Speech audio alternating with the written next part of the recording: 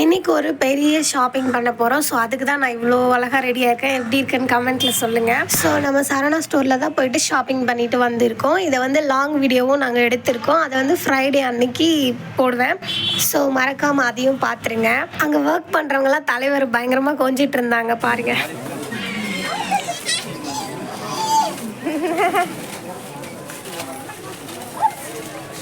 கீழே ஒரு அக்கா உட்காந்துட்டு கொஞ்சிட்டு இருக்காங்க, ஒரு அக்கா நின்றுட்டு கொஞ்சிட்டு இருக்காங்க. தலைவருக்கு ஒரே குஷியாக இருந்தது போல், ஜாலியாக என்ஜாய் பண்ணிகிட்டு இருந்தான்.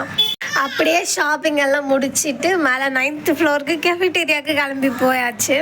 எப்படிங்க சரவணா ஸ்டோர் போயிட்டு எப்படிங்க சாப்பிடாம வர முடியும்? அதனால சரி சாப்பிட்லான்னு கிளம்பி போயாச்சு.